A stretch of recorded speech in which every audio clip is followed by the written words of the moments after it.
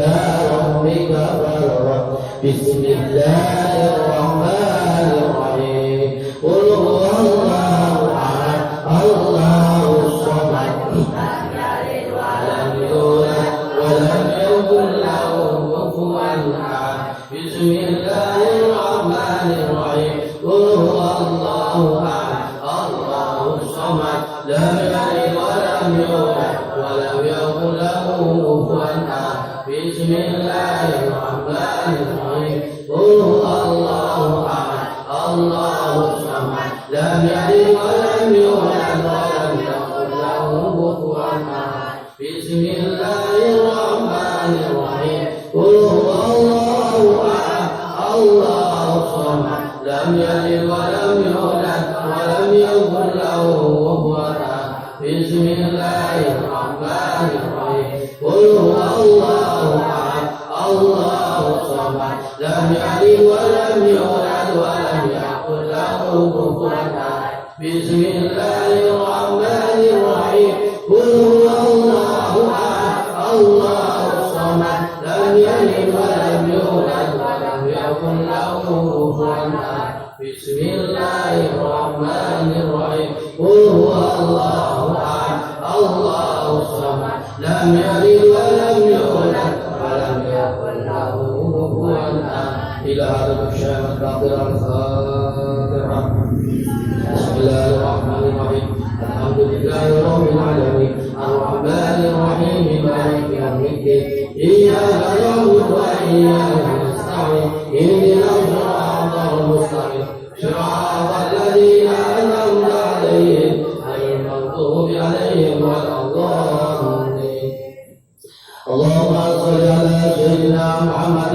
نبي الأمي وعلى آله وصحبه وسلم اللهم صل على سيدنا محمد نبي الأمي وعلى آله وصحبه وسلم اللهم صل على سيدنا محمد نبي الأمي وعلى آله وصحبه وسلم اللهم صل على سيدنا محمد نبي الأمي وعلى آله وصحبه وسلم اللهم صل على سيدنا محمد نبي الأمي وعلى آله وصحبه وسلم اللهم صل على سيدنا محمد نبي الأمي وعلى آله وصحبه اللهم صل على سيدنا محمد نبي الأمي وعلى آله وصحبه وسلم اللهم يا ولي الحاجة اللهم يا ولي الحاجة اللهم يا ولي الحاجة اللهم يا ولي الحاجة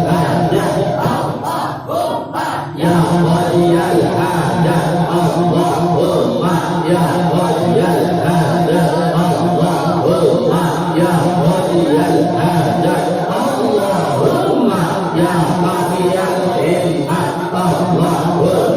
يا قوي الهمة اللهم يا قوي الهمة اللهم يا قوي الهمة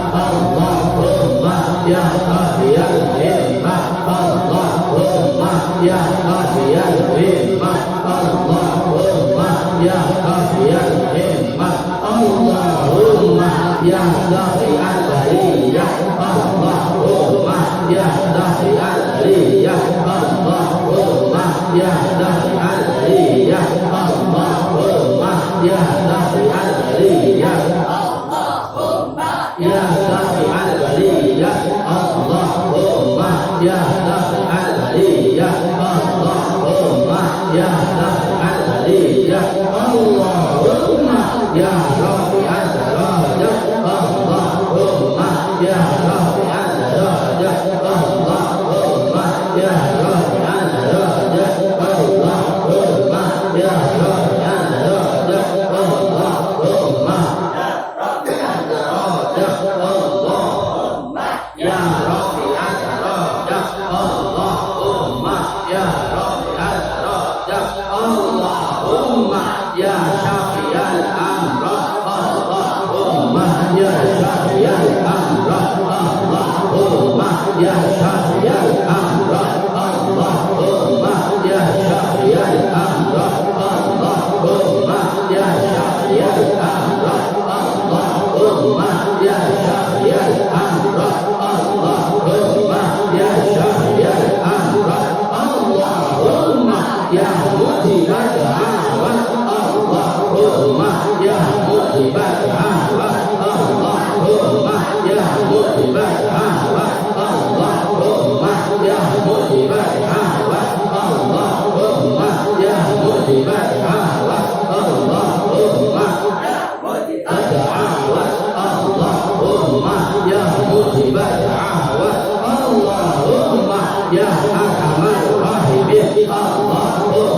ya arhamar rahimin Allahumma ya arhamar rahimin Allahumma ya arhamar rahimin Allahumma ya arhamar rahimin Allahumma ya arhamar rahimin Allahumma ya arhamar rahimin ila hadil mawatikan al-Fatihah.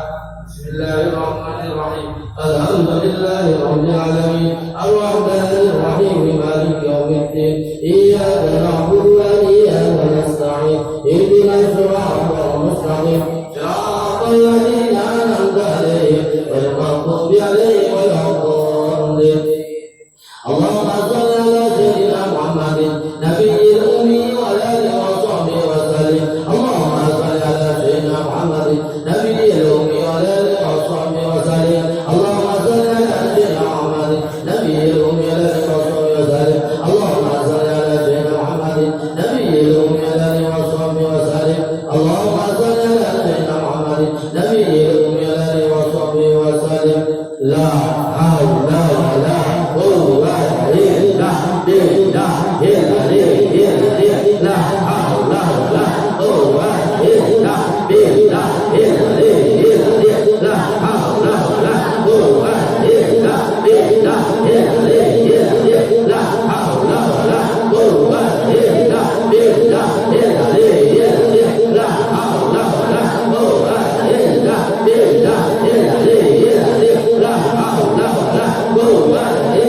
billah. La haula wa la quwwata illa billahil aliyyil azim.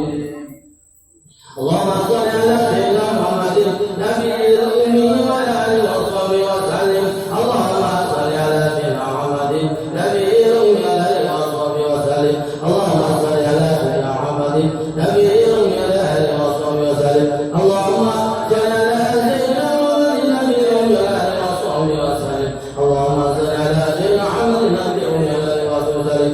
Ila hadrati rabbani al-Fatihah. Bismillahirrahmanirrahim. Alhamdulillahi rabbil alamin ar-rahmanir rahim maliki yaumiddin iyyaka na'budu wa iyyaka nasta'in ihdinas siratal mustaqim siratal ladzina an'amta 'alaihim ghairil maghdubi 'alaihim waladdallin.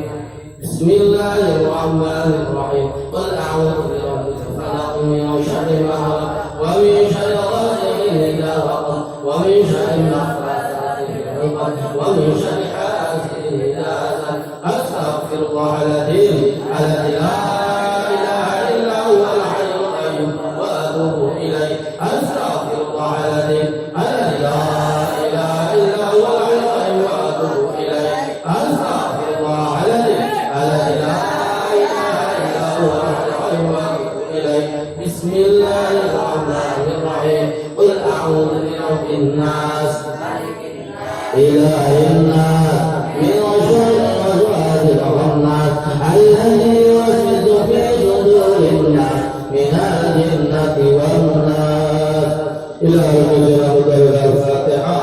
Bismillahirrahmanirrahim. Alhamdulillahi rabbil alamin ar-rahmanir rahim maliki yaumiddin iyyaka na'budu wa iyyaka nasta'in ihdinas siratal mustaqim siratal ladzina an'amta 'alaihim ghairil maghdubi 'alaihim waladdallin.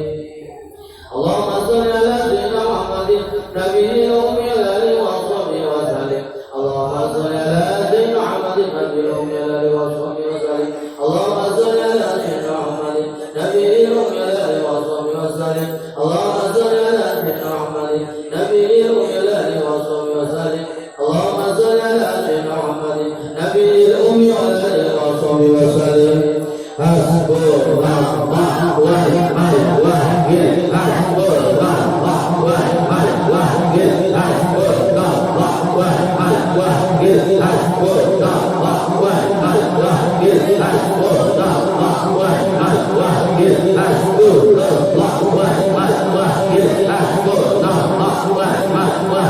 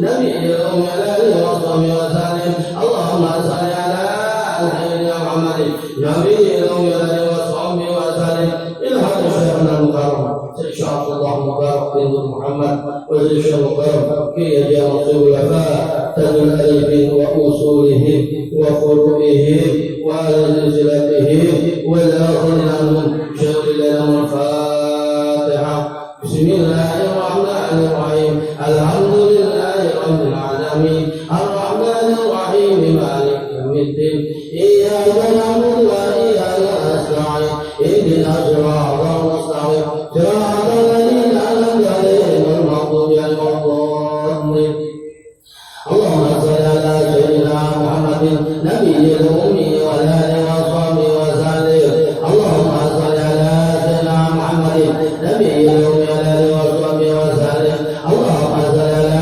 سيدنا محمد نبي الأمي وعلى آله وصحبه وسلم اللهم صل على سيدنا محمد نبي الأمي وعلى آله وصحبه وسلم اللهم صل على سيدنا محمد نبي الأمي وعلى آله وصحبه وسلم يا ربي يا في عدل بربي على خافي يا ربي يا في عدل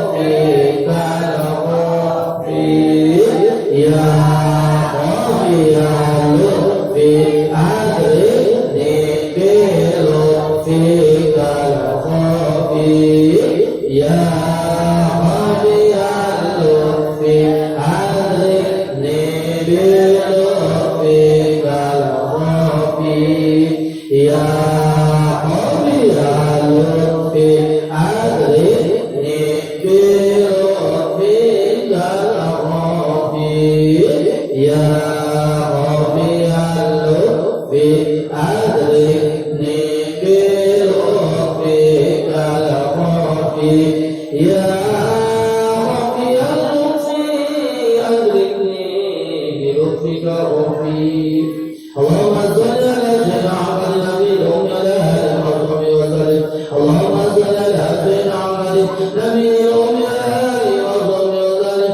اللهم صل على سيدنا محمد نبي الأمي على آله وصحبه وسلم اللهم صل على سيدنا محمد نبي الأمي على آله وصحبه وسلم اللهم صل على سيدنا محمد نبي الأمي على آله وصحبه وسلم بلاد مواد الشباب على الفاتحة بسم الله الرحمن الرحيم الحمد لله رب العالمين الرحمن الرحيم مالك يوم الدين إياك نعبد وإياك نستعين اهدنا الصراط المستقيم صراط الذين أنعمت عليهم غير المغضوب عليهم ولا الضالين اللهم صل على سيدنا محمد نبي الأمي على آله وصحبه وسلم اللهم صل على سيدنا محمد نبي الأمي على آله وصحبه وسلم اللهم صل على سيدنا محمد نبي الأمي على آله وصحبه وسلم اللهم صل على سيدنا محمد نبي الأمي على آله وصحبه وسلم اللهم صل على سيدنا محمد نبي الأمي على آله وصحبه وسلم لا إله إلا أنت سبحانك إني كنت من الظالمين لا إله إلا أنت سبحانك إني كنت من الظالمين لا إله إلا أنت سبحانك إني كنت من الظالمين لا إله إلا أنت سبحانك إني كنت من الظالمين لا إله إلا أنت سبحانك إني كنت من الظالمين لا إله إلا أنت سبحانك إني كنت من الظالمين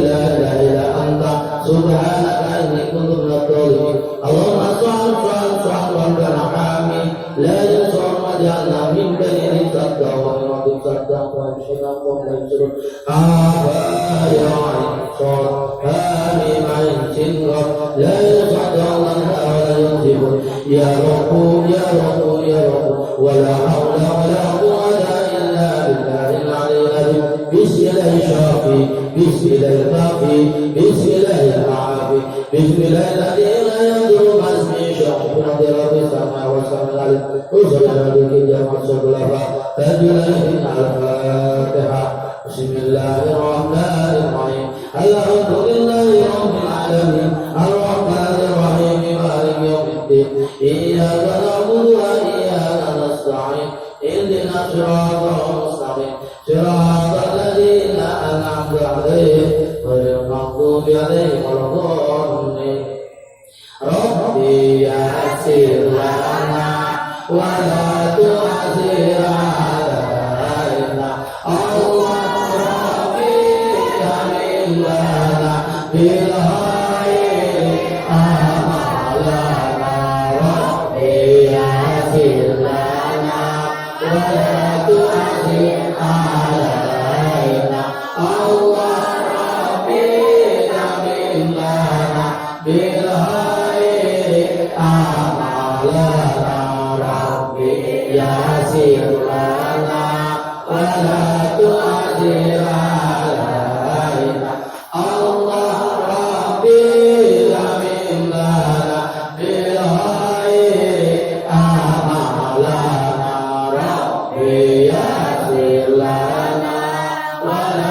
تعسر علينا الله ربي يمن لنا بالخير أعمالنا ربي يسر لنا ولا تعسر علينا الله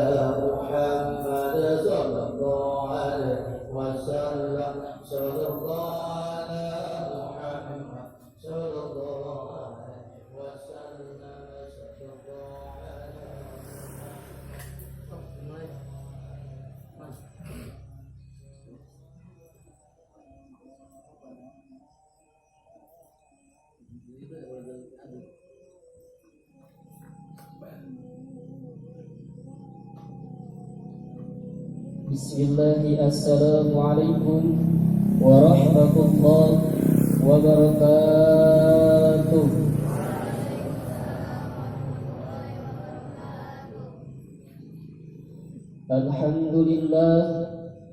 Alhamdulillahilladzi nahmaduhu wa nasta'inuhu wa nastaghfiruhu wa na'udzu billahi min shururina wa min sayyiati a'malina. من يهد الله فلا مضل له وما يضلل فلا هادي له أشهد أن لا إله إلا الله وأشهد أن محمدا عبده ورسوله حبيبنا محمد صلى الله عليه وسلم أما بعد فقد قال الله تعالى في آياته القرآن الكريم أعوذ بالله من الشيطان الرجيم بسم الله الرحمن الرحيم سبحان الذي أسرى بعبده ليلا من المسجد الحرام إلى المسجد الأقصى الذي باركنا حوله لنريه من آياتنا إنه هو السميع البصير صدق الله العظيم وصدق رسول الله وحبيب الكريم ونحن على ذلك من الشاهدين والشاكرين والحمد لله رب العالمين. وقال رسول الله صلى الله عليه وسلم As-salatul mi'rajil mu'minin al-hadis.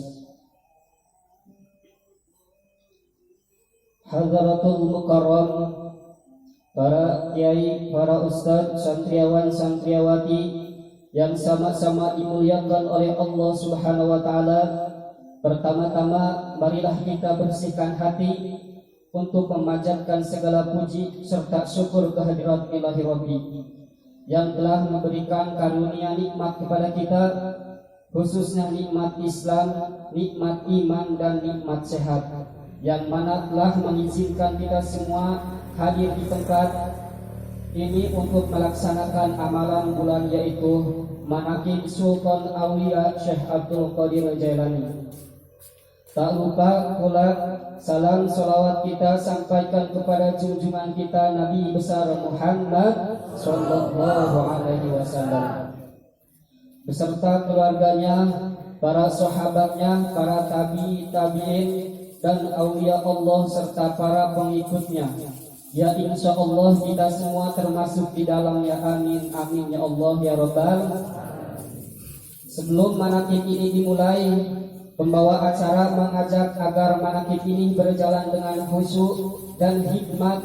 Maka terlebih dahulu marilah kita bersama-sama menundukkan kepala, menghidupkan kopi, tidak menyender ke tembok, tidak merokok dan tidak ngobrol.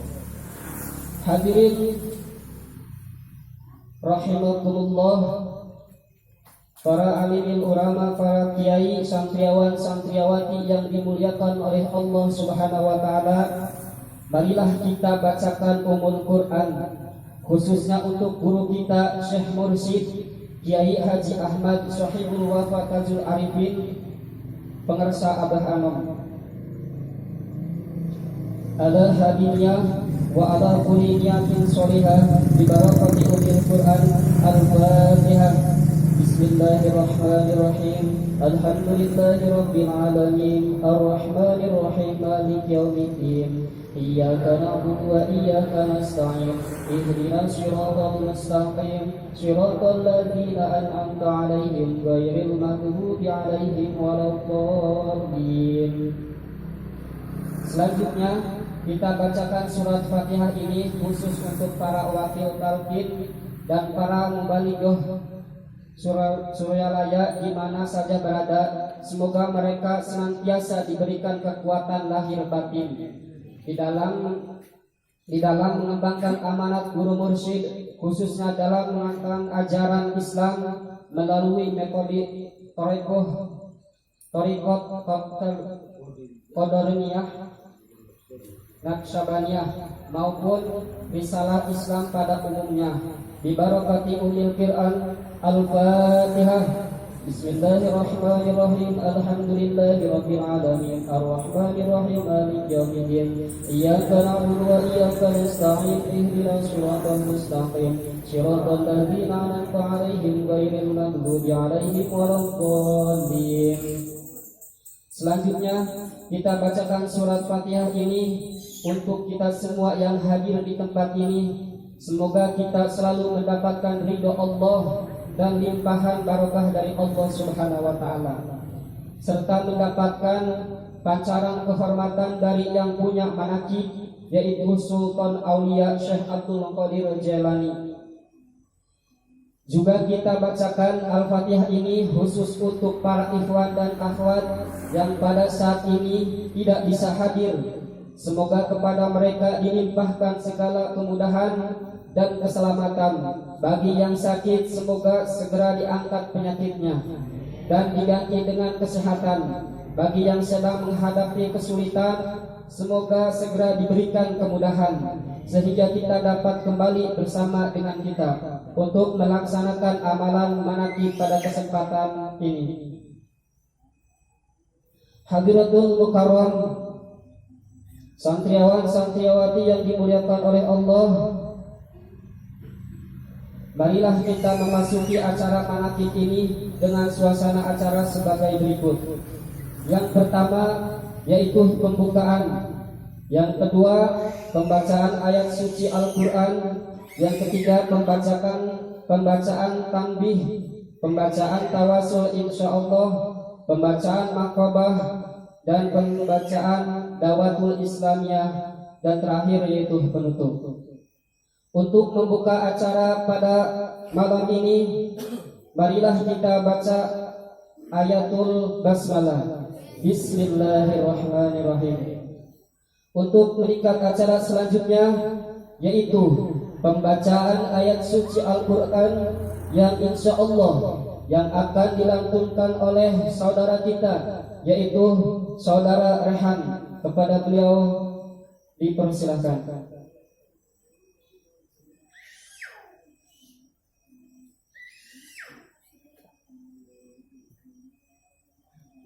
Assalamualaikum warahmatullahi wabarakatuh.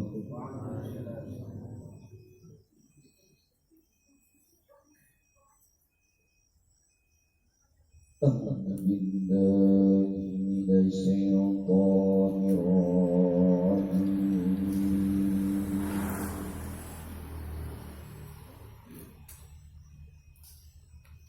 Bismillahirrahmanirrahim.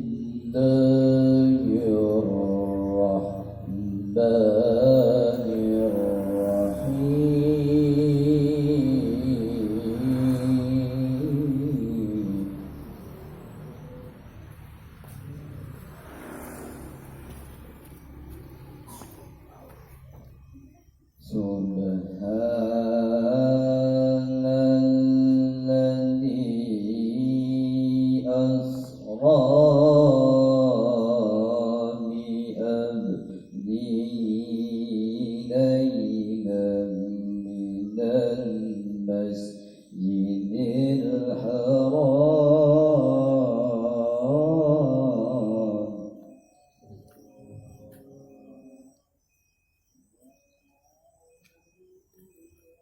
ليلا من المسجد الحرام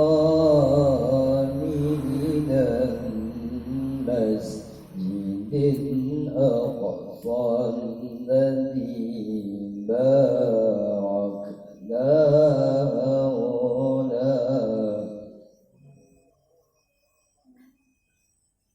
الذي باركنا حوله لنريه من آياتنا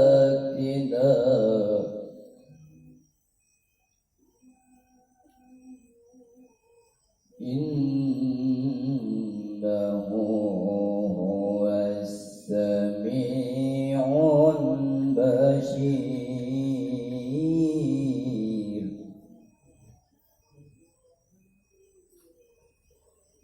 بسم الله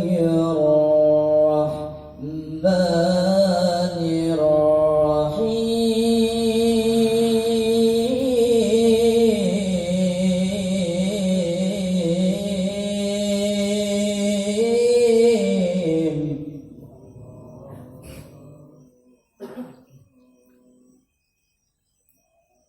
إن هذا القرآن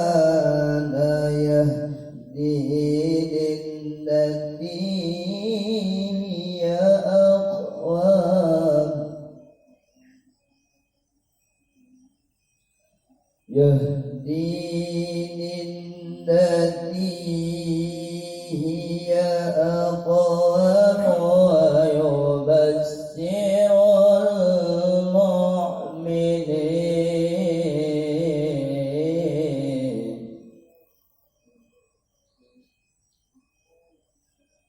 ويبشر المؤمنين الذين يعملون الصالحات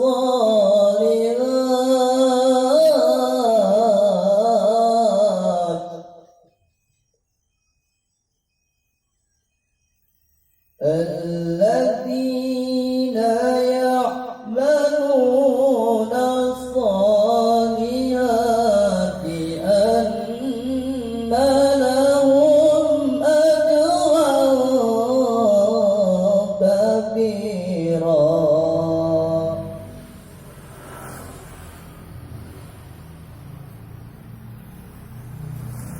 وأن الذين لا يؤمنون بالآخرة أعتدنا لهم عذابا أليما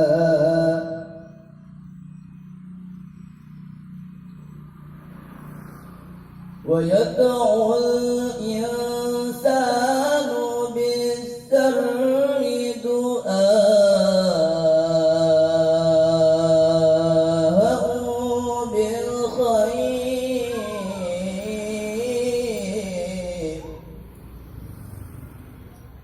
وكان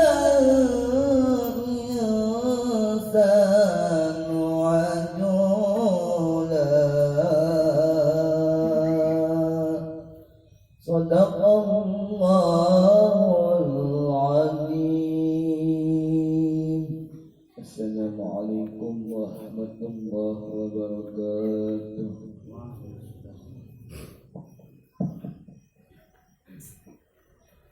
Waalaikumsalam warahmatullahi wabarakatuh. Terima kasih kepada saudara Rehan yang telah membacakan ayat suci Al-Quran. Semoga dengan dibacakan ayat suci Al-Quran pada malam hari ini kita mendapatkan syafaat yaumil qiyamah. Amin ya Allah ya Rabbal alamin. Meningkat acara selanjutnya yaitu pembacaan tanbih yang akan disampaikan oleh guru kita yang insya Allah pada malam ini akan segera dilaksanakan pembacaannya. Kepada Al-Mukarram, kepada Abi dipersilahkan. Bismillahirrahmanirrahim. Assalamualaikum warahmatullahi wabarakatuh. Ilahadillah mubarak bin Muhammad al-Fatihah. Bismillahirrahmanirrahim. Alhamdulillahirrahmanirrahim. Iyyaka na'budu wa iyyaka nasta'in. Ihdinas siratal mustaqim. Siratal ladzina an'amta 'alaihim ghairil maghdubi 'alaihim waladdallin. Bismillahirrahmanirrahim. Tanbih ini dari Syekhuna almarhum Syekh Abdullah Mubarak bin Nur Muhammad yang bersemayam di Patapan Suryalaya, Kajembaran Rahmahnya. Sabda beliau kepada khususnya segenap murid-murid pria maupun wanita, tua maupun muda. Semoga ada dalam kebahagiaan, dikaruniai Allah Subhanahu wa taala kebahagiaan yang kekal dan abadi, dan semoga tak akan timbul keretakan dalam lingkungan kita sekalian. Pun pula semoga pimpinan negara bertambah kemuliaan dan keagungannya, supaya dapat melindungi dan membimbing seluruh rakyat dalam keadaan aman, adil, dan makmur, dohir maupun batin. Pun kami tempat orang bertanya tentang Thariqat Qadiriyah Naqsyabandiyah menghaturkan dengan tulus ikhlas wasiat kepada segenap murid-murid, berhati-hatilah dalam segala hal. Jangan sampai berbuat yang bertentangan dengan peraturan agama maupun negara. Taatilah kedua-duanya tadi sepantasnya. Demikianlah sikap manusia yang tetap dalam keimanan. Tegasnya dapat mewujudkan kerelaan terhadap agama dan negara. Taat kehadrat ilahi Rabbi yang membuktikan perintah dalam agama maupun negara. Insyafilah hai murid-murid sekalian, janganlah terpaut oleh bujukan nafsu, terpengaruh oleh godaan setan. Waspadalah akan jalan penyelewengan terhadap perintah agama maupun negara, agar dapat meneliti diri kalau-kalau tertarik oleh bisikan iblis yang selalu menyelinap dalam hati sanubari kita semua. Lebih baik buktikanlah kebajikan yang timbul dari kesucian. Satu, terhadap orang-orang yang lebih tinggi daripada kita, baik dohir maupun batin, harus kita hormati. Begitulah seharusnya hidup rukun, saling harga menghargai. Dua, terhadap sesama yang sederajat dengan kita dalam segala-galanya, jangan sampai terjadi persengketaan. Sebaliknya, harus bersikap rendah hati, bergotong royong dalam melaksanakan perintah agama maupun negara. Jangan sampai terjadi perselisihan dan persengketaan. Kalau kita terkena firman-Nya, adzabun alim, yang berarti bukan nestapa untuk selama-lamanya dari dunia sampai akhirat. Badan payah, hati susah. 3. Terhadap orang-orang yang keadaannya di bawah kita, janganlah hendak menghinakannya atau berbuat tidak senonoh, bersikap angkuh. Sebaliknya harus ada belas kasihan dengan kesadaran agar mereka merasa senang dan gembira hatinya. Jangan sampai merasa takut dan liar, bagaikan tersayat hatinya. Sebaliknya harus dituntun, dibimbing dengan nasihat yang lemah lembut, yang akan memberi keinsyafan dalam menginjak jalan kebajikan. 4. Terhadap fakir miskin harus kasih sayang, ramah tamah, serta bermanis budi. Bersikap murah tangan mencerminkan bahwa hati kita sadar. Coba rasakan diri kita pribadi, betapa pedihnya jika dalam keadaan kekurangan. Oleh karena itu, janganlah acuh tak acuh. Hanya diri sendirilah yang senang karena mereka jadi fakir miskin. Itu bukannya kehendak sendiri, namun itulah kudrat Tuhan. Demikianlah sesungguhnya sikap manusia yang penuh kesadaran, meskipun terhadap orang asing, karena mereka itu masih keturunan Nabi Adam alaihissalam. Mengingat ayat 70 surah Isra yang artinya, sangat kami muliakan keturunan Adam, dan kami sebarkan segala yang berada di darat dan di lautan, dan kami berikan mereka rizki dari yang baik-baik. Juga kami mengutamakan mereka lebih utama dari makhluk lainnya. Kesimpulan dari ayat ini bahwa kita sekalian seharusnya saling menghargai. Jangan timbul kekecewaan. Mengingat surat Al-Maidah yang artinya, hendaklah tolong menolong dengan sesama dalam melaksanakan kebajikan dan ketakwaan dengan sungguh-sungguh terhadap agama maupun negara. Sebaliknya janganlah tolong menolong dalam berbuat dosa dan permusuhan terhadap perintah agama maupun negara. Adapun soal keagamaan, itu terserah agamanya masing-masing. Mengingat surat Al-Kafir ayat 6, agamamu untuk kamu, agamaku untuk aku. Maksudnya, janganlah terjadi perselisihan. Wajiblah kita hidup rukun dan damai, saling menghargai, tetapi janganlah sekali-kali ikut campur. Cobalah renungkan pepatah leluhur kita, hendaklah kita bersikap budiman, tertib dan damai. Andaikan tidak demikian, pasti sesal dahulu pendapatan, sesal kemudian tak berguna. Karena yang menyebabkan penderitaan diri pribadi itu adalah akibat dari amal perbuatan diri sendiri. Dalam surat An-Nahl ayat 112 diterangkan bahwa Tuhan yang Maha Esa telah memberikan beberapa contoh, yakni tempat maupun kampung, desa maupun negara yang dahulunya aman dan tentram, gemah ripaloh jinawi, namun penduduknya atau penghuninya mengingkari nikmat-nikmat Allah, maka lalu berkecamuklah bencana kelaparan, penderitaan, dan ketakutan yang disebabkan sikap dan perbuatan mereka sendiri. Oleh karena demikian, hendaklah segenap murid-murid bertindak teliti dalam segala jalan yang ditempuh, guna kebaikan dohir batin, dunia maupun akhirat, supaya hati tentram, jasad nyaman. Jangan sekali-kali timbul persengketaan. Tidak lain tujuannya budi utama, jasmani sempurna, jago bagus. Tiada lain namun kita toreko khadiran Naqsyabandiyah. Amalkan sebaik-baiknya guna mencapai segala kebajikan, menjauhi segala kejahatan dohir batin yang bertalian dengan jasmani maupun rohani, yang selalu diselimuti bujukan nafsu, digoda oleh perdaya syaitan. Wasiat ini harus dilaksanakan dengan seksama oleh segenap murid-murid agar supaya mencapai keselamatan dunia dan akhirat. Amin. Patapan Suralaya 13 Februari 1956. Wasiat ini disampaikan kepada sekalian ikhwan tertanda Kiai Haji Ahmad Subul Fattajul Arifin. Usul dari Kiai Haji Ahmad Subul Fattajul Arifin. Al-Fatihah. Bismillahirrahmanirrahim. iyyaka na'budu wa iyyaka nasta'in shiratal mustaqim shiratal ladzina an'amta 'alaihim. Untayan mutiara. Jangan membenci kepada ulama yang sejaman. Jangan menyalahkan kepada pengajaran orang lain. Jangan memeriksa murid orang lain. Jangan merubah sikap meskipun disakiti orang lain. Harus menyayangi orang yang membenci kepadamu. Wassalamualaikum warahmatullahi wabarakatuh.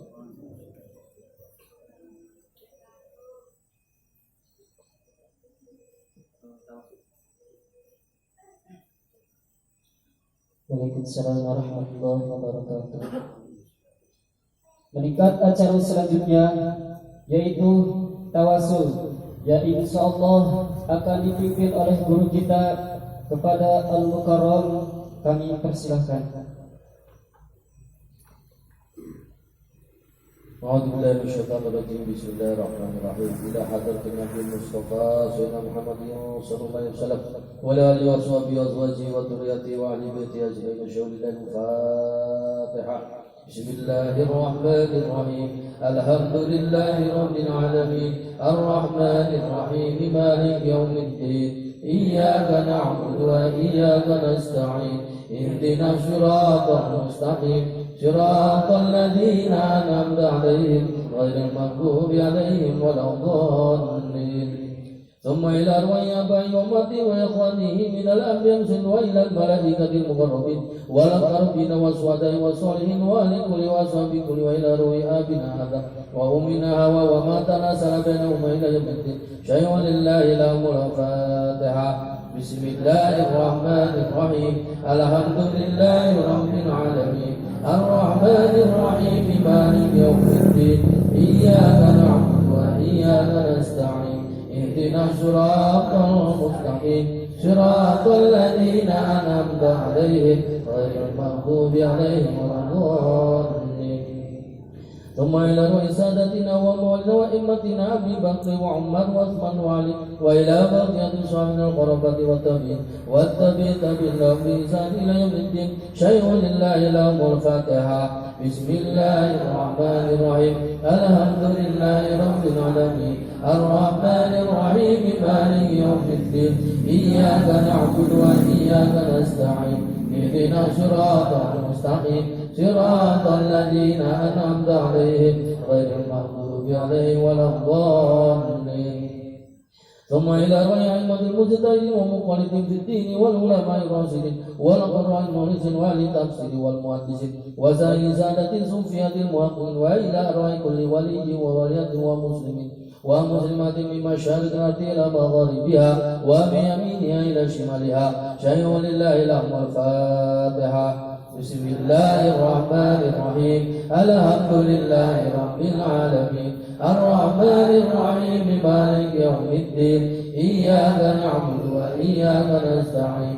اهدنا الصراط المستقيم صراط الذين أنعمت عليهم غير المغضوب عليهم ولا الضالين.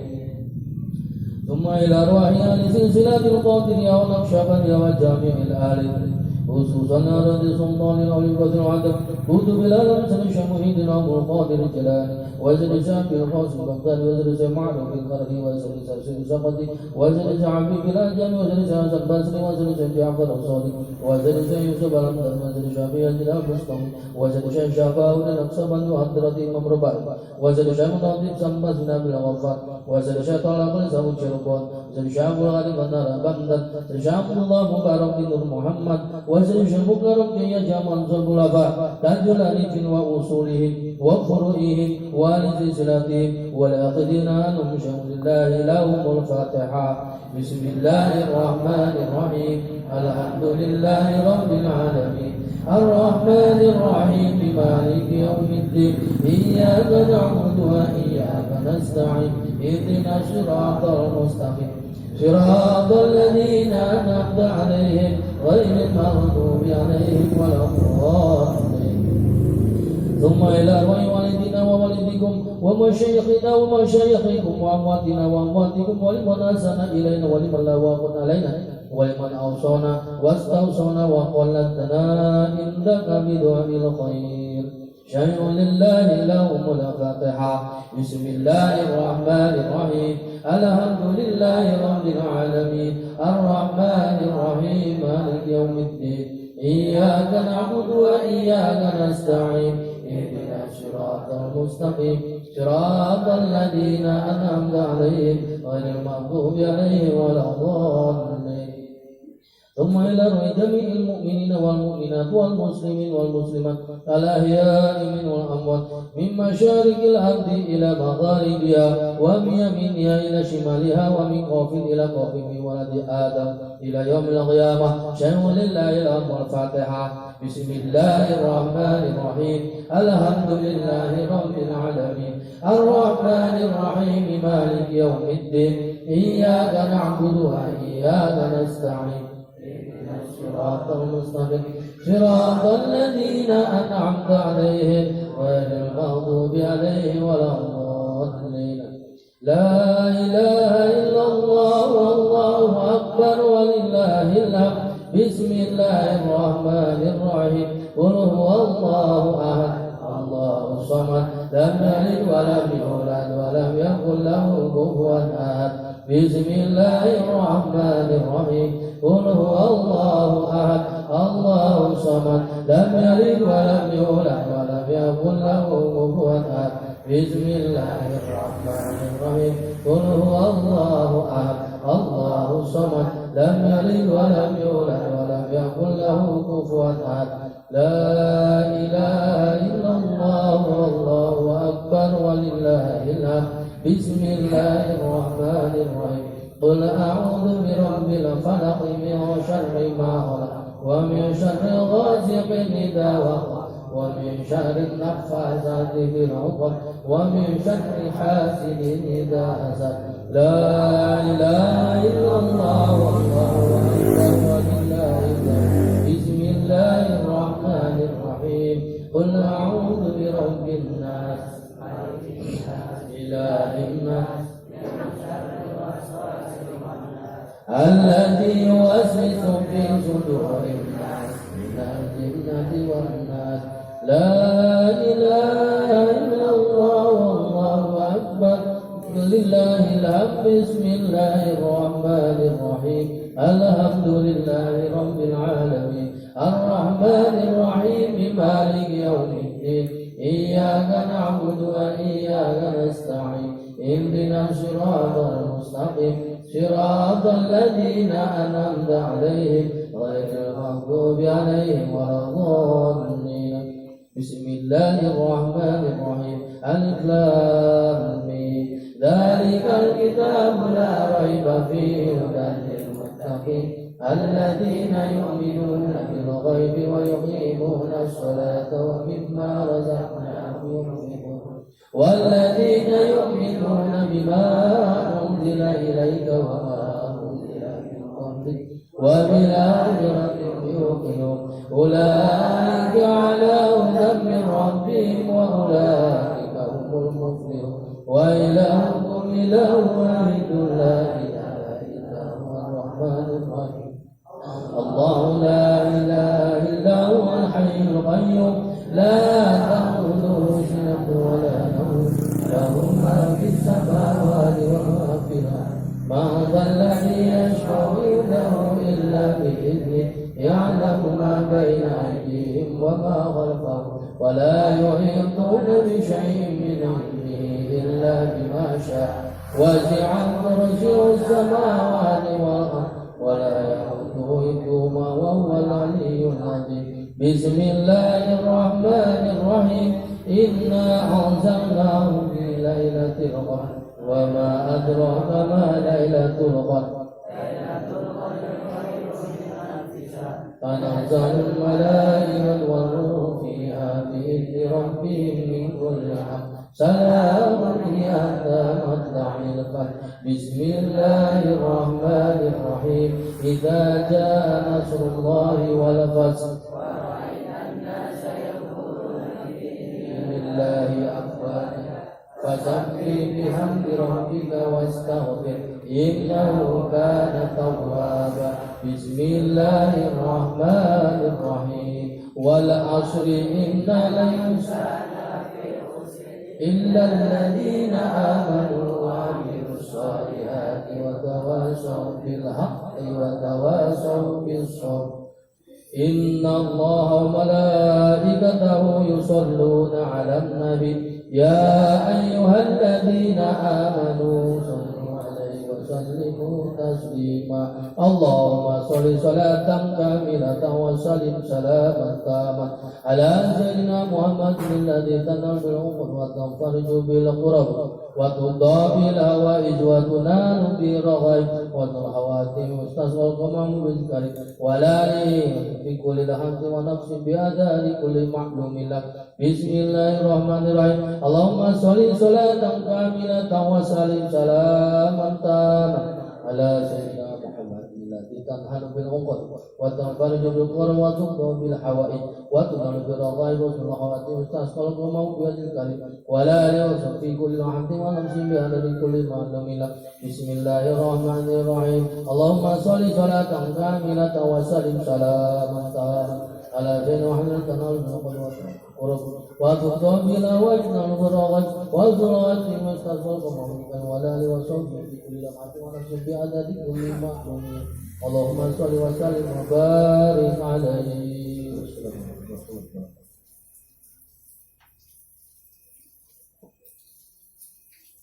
Waalaikumsalam warahmatullahi wabarakatuh. Meningkat acara selanjutnya yaitu pembacaan maqamah yang insyaallah yang akan disampaikan oleh guru kita kepada Al-Mukarram. Dengan segala hormat dipersilahkan.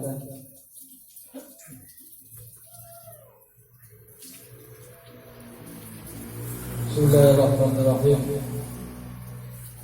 Ala inna awliya Allah la khawfun alaihim wa la hum yahzanun. Segala puja dan puji yang sempurna adalah milik Allah yang Maha Pengasih lagi Maha Penyayang terhadap hamba-hambanya, dan Dia telah mengangkat serta meninggikan harkat derajat orang-orang yang bertakwa.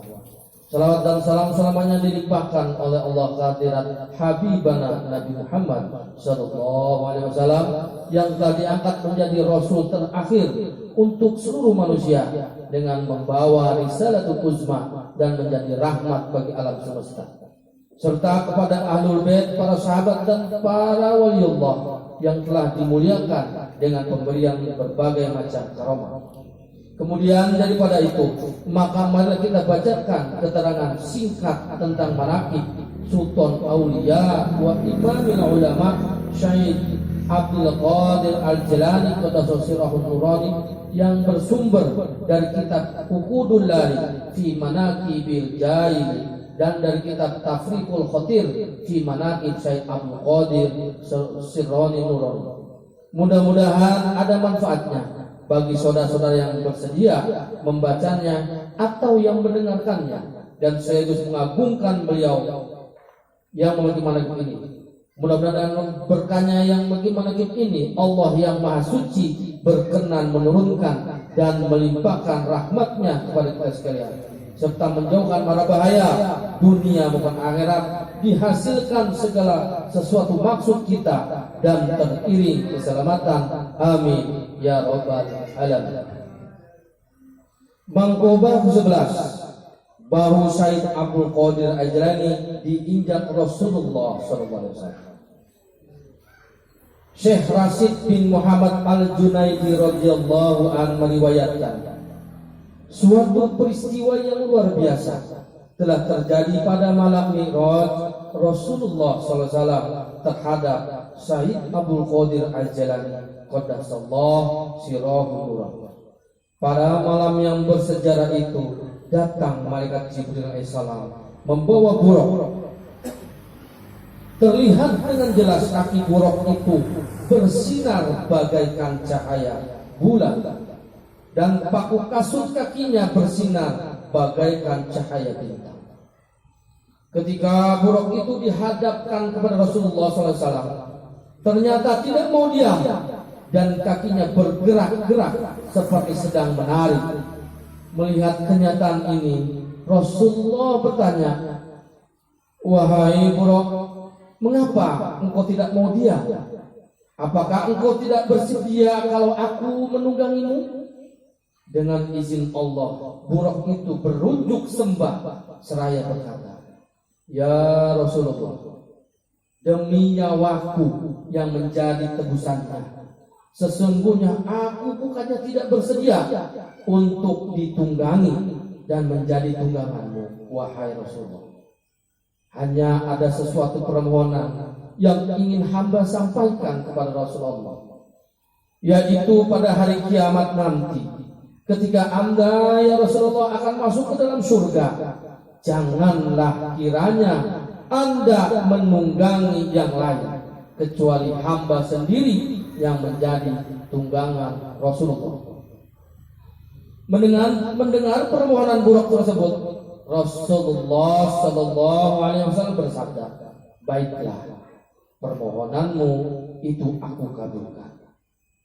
Selanjutnya Buraq menyampaikan lagi permohonan berikutnya, "Kalau demikian, hamba bermohon kehalibaan yang mulia Rasulullah, kiranya berkenan untuk memegang pundak hamba sebagai tanda bukti yang nyata nantinya pada hari kiamat."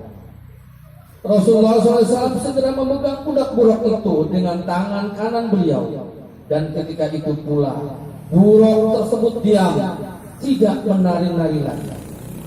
Akan tetapi karena permohonannya itu dikabulkan oleh Rasulullah, maka bergejolaklah perasaan gembira dan sukacita, sehingga kondisi dan keberadaan tubuhnya tidak cukup menampung ruhnya, dan ketika itu pula badan Buraq itu bertambah tinggi hingga mencapai ketinggian 40 hasta.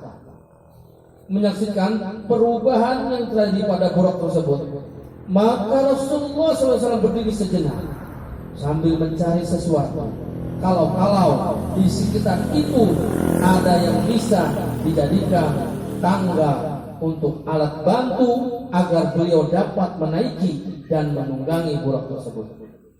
Dalam keadaan demikian datanglah ruhnya Gausul A'dham Said Abdul Qadir Al-Jilani Qaddasallahu sirahun nurani, seraya berkata, "Ya Rasulullah, silahkan bahu hamba ini untuk dijadikan tangga."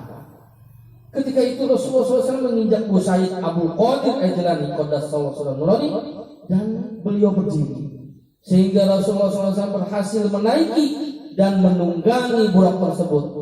Rasulullah SAW bersabda, "Telapak kaki saya menginjak bahumu, dan telapak kakimu nantinya akan menginjak bahunya semua wali Allah."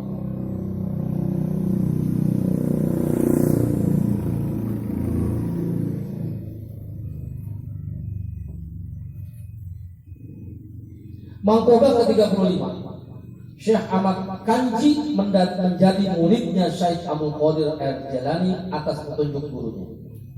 Diriwayatkan bahwa pada suatu hari Syekh Ahmad Kanji sedang mengambil air wudhu, maka terlintas dalam hatinya tentang thariqat Syekh Abdul Qadir Al-Jilani yang lebih disukai dan disenangi bila dibandingkan dengan thariqat lainnya. Apa yang terlintas di dalam hati Syekh Ahmad Kanji itu dapat diketahui oleh gurunya yang bernama Syekh Abi Ishaq Maghribi. Sehubungan dengan hal tersebut, gurunya itu berkata, "Apakah engkau mengetahui tentang ketinggian harkat dan martabat Syekh Abdul Qadir Jilani?" Mendengar pertanyaan gurunya itu, Syekh Ahmad Kanji menjawab, "Saya tidak tahu." Kemudian Syekh Abi Ishaq Maghribi mengatakan bahwa Syekh Abdul Qadir Jilani Qaddasallahu nurani memiliki 12 sifat.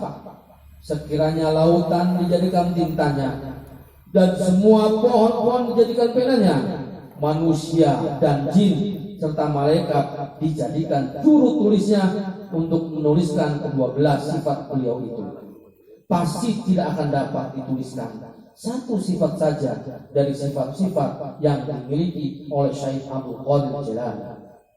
Setelah mendengar keterangan yang disampaikan oleh gurunya itu, maka Syekh Ahmad Kanji bertambah meningkat rasa kecintaannya kepada Syekh Abdul Qadir Jilani, sehingga mengharapkan agar dia jangan dahulu meninggal dunia sebelum masuk ke dalam thariqat Syekh Abdul Qadir Jilani qaddasallahu sirruhu.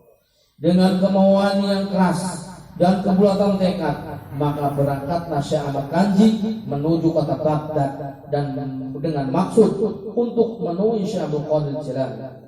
Ketika Syekh Ahmad Kanji sampai di sebuah gunung di wilayah Ajmer, dia menemukan sebuah sungai, lalu mengambil air wudhu dan selanjutnya melaksanakan ibadah sholat. Selesai melaksanakan ibadah sholat, dia pun tidur.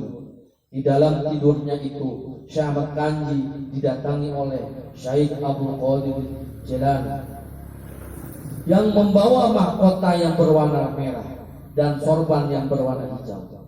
Lalu Syekh Ahmad Kanji berdiri untuk menghormati kedatangan Syekh Abdul Qadir Jilani qaddasallahu sirruhu. Pada waktu itu, Syekh Abdul Qadir Al-Jilani memanggil Syekh Ahmad Kanji seraya berkata, "Kesinilah, lebih dekat lagi." Maka Syekh Ahmad Kanji datang mendekat, dan dengan itulah Syekh Abdul Qadir Al-Jilani qaddasallahu sirruhu memakaikan mahkota yang berwarna merah dan sorban yang berwarna hijau kepada Syekh Ahmad Kanji. Seterusnya Syekh Abdul Qadir Jilani berkata, "Wahai Ahmad Kanji, mulai sekarang kau telah menjadi muridku dan kau telah menjadi laki-laki dari kelompok orang-orang yang tergolong pada rijalullah." Setelah itu Syekh Abdul Qadir Jilani qaddasallahu sirruhu menghilang, dan bersama itu pula Syekh Ahmad Kanji terbangun. Seketika itu terbukti sebuah mahkota dan sorban tersebut ada di atas kepalanya. Lalu Syekh Ahmad Kanji mengucapkan rasa syukur atas nikmat yang telah dianugerahkan oleh Allah kepadanya. Kemudian Syekh Ahmad Kanji bergegas pulang kembali kepada gurunya, dan Syekh Ahmad Kanji memperlihatkan kepada gurunya sebuah mahkota berikut sorban, serta menceritakan seluruh rangkaian peristiwa yang didalaminya dalam perjalanan menuju kota Baghdad. Syekh Abi Ishaq kemarin berkata, "Wahai Ahmad Kanji, mahkota dan sorban ini adalah merupakan keberkahan bagimu. Sungguh engkau amat dikasihi dan disayangi oleh Syekh Abdul Qadir Jilani qaddasallahu sirruhu. Dan sekarang engkau telah menjadi seorang wali yang utama." Selanjutnya Syekh Abi Ishaq Maghribi mengambil berkah dengan memakai mahkota berikut sorban tersebut. Kemudian diserahkannya kembali kepada Syekh Ahmad Kanji. Urusan ilah Syekh Abdul Qadir Jilani. Al-Fatihah. Bismillahirrahmanirrahim. Alhamdulillahirrahmanirrahim. Iyyaka na'budu wa iyyaka nasta'in. Shiratal mustaqim. Shiratal ladzina an'amta 'alaihim ghairil maghdubi 'alaihim. Allahumma shalli ala sayyidina Muhammad fil awwalin wal akhirin wa barik wa sallim wa radhiyallahu anhu sahabati rasul ajmain. Amin amin amin amin ya rabbal alamin. Allahumma shalli wa sallim ala sayyidina wa habibina wa syafi'ina wa maulana Muhammad wa ala alihi wa ashabihi ajmain. Allahumma bi asma'ikal husna wa bi asma'i nabiyyikal mustafa wa bi asma'i waliyika Abdul Qadir al-Mujtaba tahhir qulubana min kulli wasfin yuba'iduna an musyahadati wa mahabbati wa amitna ala sunnati wal jama'ati wa syarih biha sudurana wa yasir biha umurana wa faris biha humumana wa ksif biha humumana wa gfir biha dunubana waqdi biha duyunana wasli biha ahwalana wa baligh biha amalana wa taqabbal biha taubatana waqsil biha haubatana wa antur biha hujjatana waj'alna biha minal muttabi'in li syari'ati nabiyyikal mutassifin bi muhabbatihil muhtarin bihadihi wa siratihi wa tawaffana biha ala sunnatihi wa la tahrimna fadla syafa'atihi wa syurna fi zumratihi wa asba'ihi laghuril muhajjilin wa asya'ihi syabiqin wa asabil yamin ya arhamar rahimin walhamdulillahi rabbil alamin. Wassalamualaikum warahmatullahi wabarakatuh.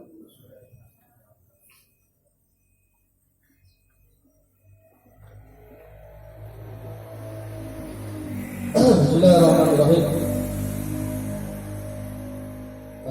Hadirin sekalian berbahagia, tadi telah dibacakan 2 manaqib.